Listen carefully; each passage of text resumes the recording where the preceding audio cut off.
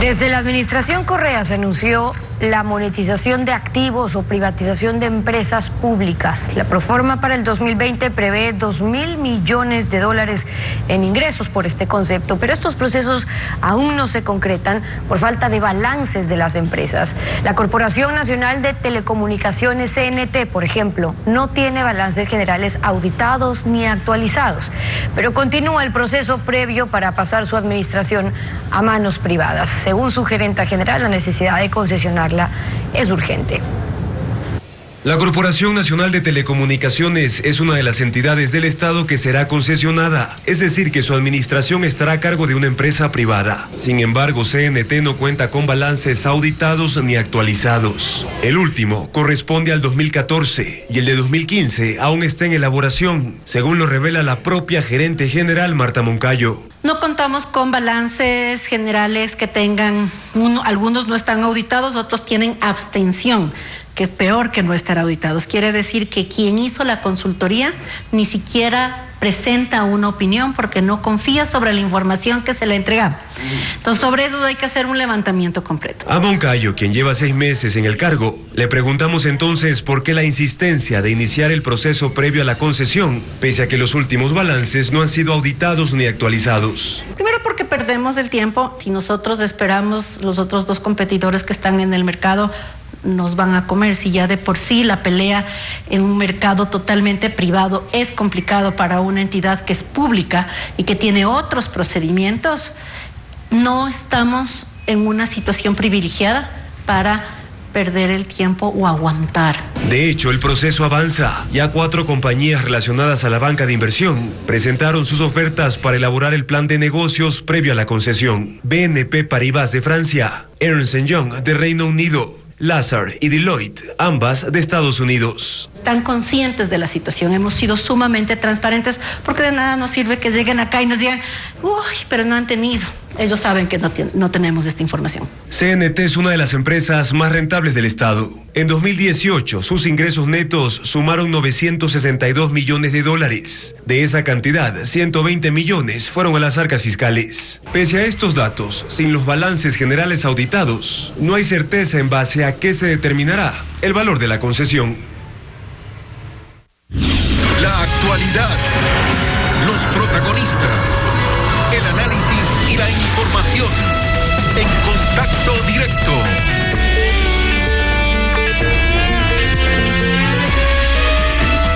¿Qué tal, Alfredo? Buenos días, ¿cómo te va? Muy bien, Steffi, buenos días, buen día a todos. Según dispone la Constitución, la Asamblea ha presentado 17 observaciones a la Proforma 2020, las cuales puede el Ejecutivo desestimar para insistir en su propuesta original o incluir algunas para guardar las apariencias. Esteban Albornoz, presidente de la Comisión de Desarrollo Económico, buen día, bienvenido a Contacto Directo. Muy buenos días, doctor Pinargote, un saludo a los ciudadanos que nos escuchan. Para que no sea saludo a la bandera, la Constitución ordena al Ejecutivo informar a la Asamblea de la ejecución presupuestaria semestralmente, y ahí se constata si se cumplen las observaciones, especialmente si no crece el déficit fiscal, si no aumenta la deuda, que ya está por encima del límite legal, y si finalmente llegaron los ingresos no permanentes. ¿Lo ha hecho el gobierno anteriormente? ¿La Asamblea se ha limitado a tomar nota o ha habido alguna decisión al respecto? Sí, efectivamente hay la obligación legal y constitucional de que el Ejecutivo en forma semestral informe con relación a la ejecución presupuestaria del año que concurre, es decir, del año 2019. El punto de partida justamente para analizar la proforma presupuestaria para el año 2020 fue esa ejecución presupuestaria. Ahí observamos algunos temas que nos preocupan, por ejemplo, una baja ejecución en el presupuesto de inversiones.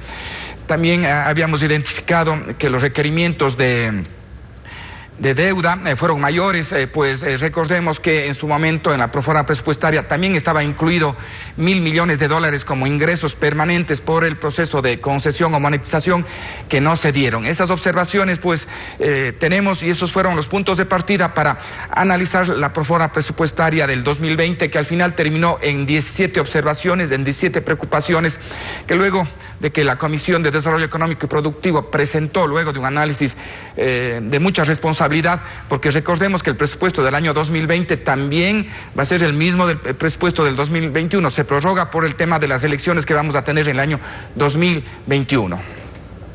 Según la Constitución, se puede observar también la programación cuatrianual, porque ahí están las proyecciones de la proforma.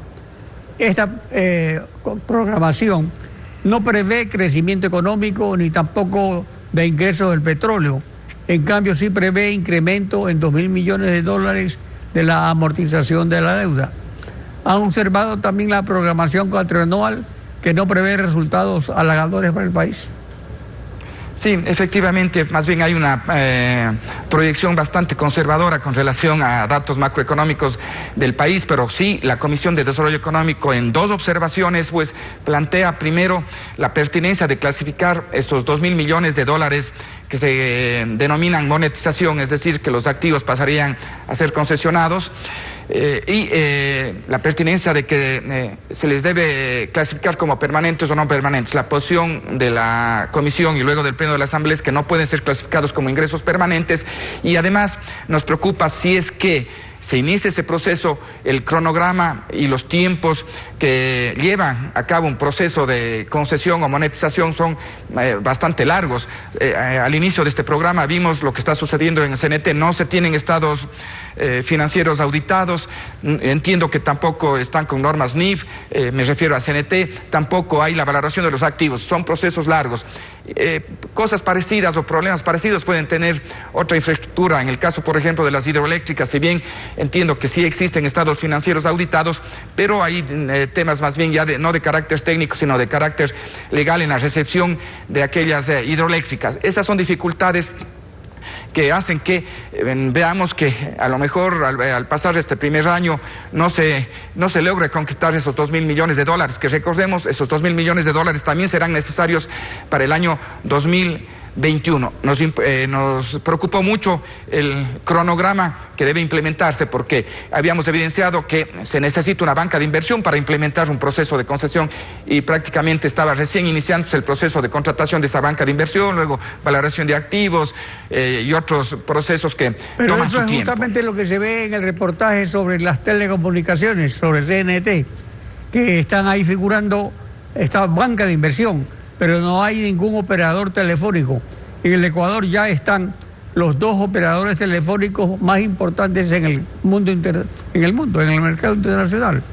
Entonces, si no hay balances, si se insiste en monetizar ese activo sin balances, es, como decía Correa, vender a precio de gallina enferma. ¿Conviene o no conviene esa monetización? Sí, luego de que tengamos todo este análisis, de que la banca de inversión haga sus análisis, habría que revisar pues la conveniencia ya para el país. Habría que revisar las tasas de descuento de esta una operación, porque al final esa monetización se convierte en una especie de deuda, o es muy similar a una deuda. Habría que revisar tasas de descuento, plazas, condiciones, en fin, esto es importante, y es por eso que no tenemos las certezas concretas con relación a este proceso de monetización. Y es por eso que no solo hicimos una observación sobre la pertinencia de clasificar los 2.000 millones como ingresos permanentes, sino también planteamos que debe existir un plan de contingencias, no solo por la concreción o no de la monetización de los activos, sino también por la volatilidad que tiene el precio del petróleo y otros temas adicionales. La producción del petróleo también nos inquieta, pues recordemos que en el año 2019 se proyectaba un crecimiento en la producción del 9%, creo que no llegó al 2%, y ahora el crecimiento es alrededor del 0,2%. Esas son las preocupaciones que tenemos con relación a los ingresos que forman parte de esta proforma presupuestaria y están constando ahora, sí, en las observaciones. Incrementa las asignaciones observadas en educación y salud especialmente. Debe acelerar privatizaciones. Usted manejó, como ya lo señaló, la construcción de las centrales hidroeléctricas para renegociar deuda china. China las puede asumir, renegociando su deuda, porque estas centrales se financiaron con deuda de China. Ahora, estas centrales requieren interconexiones para aprovechar toda su capacidad, porque tengo entendido que no trabajan a toda su capacidad. ¿Existen estas interconexiones o se requiere más inversión para poder monetizar esos activos? No, yo no considero que se necesitan mayores inversiones o no se necesitan inversiones, hay que ser precisos para que estas centrales hidroeléctricas que están operando, recordemos Coca-Cola Sinclair está operando ya alrededor de 3 años, abastece el 30% de la energía eléctrica que estamos consumiendo actualmente al país y le ahorra alrededor de los $600 millones al año. Pero también la recepción de las obras, usted mismo señaló eso, es decir que algunas de las obras, incluso Coca-Cola, tienen problemas en su construcción. ¿Cómo va eso? Si bien están operando, pues, y hay una restricción provisional, si es que todas las novedades, si se puede llamar así, no han sido resueltas, yo igual recomiendo que no se haga la restricción definitiva, que todo esté en forma adecuada, pero la central está operando normalmente. Hay novedades que fueron presentadas en su momento, tienen que resolverse esas novedades, solo así habría que hacer la restricción definitiva, pero estas centrales hidroeléctricas, me refiero a Coca-Cola Sinclair, me refiero a Sopladora, Delcy Tanizagua, me refiero a Minas San Francisco, están totalmente operativas y están operando de acuerdo a las condiciones. Mire, este momento, si revisamos cuál es la operación, el 91% de la energía que se consume en el Ecuador ya es energía hidroeléctrica. Esa es la realidad. En función de eso se tienen que tomar decisiones. Digamos, con créditos, ¿se podría monetizar eso para renegociar esa deuda, que es a corto plazo y altas tasas de interés? Sí, hay un dato adicional. De los datos que conozco yo, la Corporación Eléctrica del Ecuador, que es la que administra las centrales hidroeléctricas, ha entregado al Ministerio de Finanzas en el último año alrededor de $600 millones, que es un dato importantísimo, $600 millones por la operación de las hidroeléctricas. Y tengo entendido que la Corporación Nacional de Electricidad, que es la empresa que más bien hace la operación de distribución de energía eléctrica en las provincias de la costa, está por entregar $200 millones. Esta es la condición que tiene este momento el sector eléctrico ecuatoriano y desde esa perspectiva se tiene que analizar con presión la pertinencia o no de monetizar esos activos. Pero toda esa información pues vendrá luego de un análisis de bancas de inversión que son serias pues y dirán si vale o no vale la pena. Desde mi perspectiva yo creo que hay que analizar con mucho detenimiento si conviene o no monetizar esos activos que están generando este rato, sí, utilidades mucho más que inclusive que CNT. Esteban Albornoz, gracias por acompañarnos en Contacto Directo.